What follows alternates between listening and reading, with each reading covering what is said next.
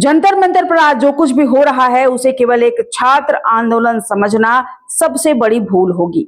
सच तो यह है कि कॉकरोच जनता पार्टी का ये उभार भारत के स्थापित और पारंपरिक राजनीतिक दलों के मुंह पर एक बहुत बड़ा तमाचा है।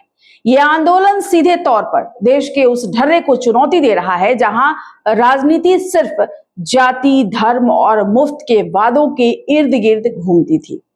भारत में दशकों से पार्टियां युवाओं को जाति और धर्म के नाम पर बांटकर वोट बैंक बनाती आई हैं, लेकिन जंतर मंतर पर खड़ा युवा आज अपनी जाति भूलकर सिर्फ पेपर लीक, बेरोजगारी, खराब शिक्षा नीति पर बात कर रहा है।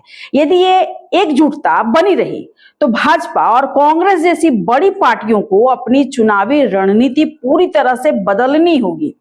ये आंदोलन केवल सरकार के खिलाफ नहीं है, बल्कि ये देश के ढीले ढाले विपक्ष पर भी एक सवालिया निशान है। जो काम मुख्य विपक्षी दल संसद में नहीं कर पाए, वो काम इंस्टाग्राम से निकले इन युवाओं ने सड़कों पर करके दिखा दिया। ये साबित करता है कि जनता को अब विपक्ष की राजनीति पर भी भरोसा नहीं रहा। वो खुद अपना विकल्प तैयार कर रहे हैं। देश की एक बहुत बड़ी आबादी पहली बार वोट देने वाले युवाओं की है।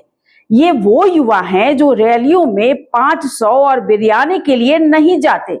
इन्हें इंटरनेट की ताकत पता है। राजनीतिक दलों को अब ये समझ आ जाएगा कि इस नई पीढ़ी को सोशल मीडिया के मीम्स और डिजिटल आंदोलन से कैसे प्रभावित किया जा सकता है। इस आंदोलन का जो एजेंडा है, जैसे दल बदलू नेताओं पर 20 साल का बैन लगाना, जजों को रिटायरमेंट के बाद पद ना देना, ये सीधे तौर पर सिस्टम की मलाई खाने वाले नेताओं की दुखती रग पर हाथ रखता है। ये राजनीति में शुचिता और ईमानदारी की एक नई बहस को जन्म दे रहा है। आने वाले समय में इस आंदोलन का असर हमें आगामी राज्यों के विधानसभा चुनाव में देखने को मिल सकता है। जिस तरह 2011 के अन्ना आंदोलन से आम आदमी पार्टी निकली थी, ठीक उसी तरह 2026 का ये कॉकरोच आंदोलन देश को एक नया राजनीतिक विकल्प दे सकता है। मौजूदा सत्ताधारियों को ये याद रखना होगा कि कॉकरोच एक ऐसा जीव है जो परमाणु धमाकों में भी जिंदा बच जाता है।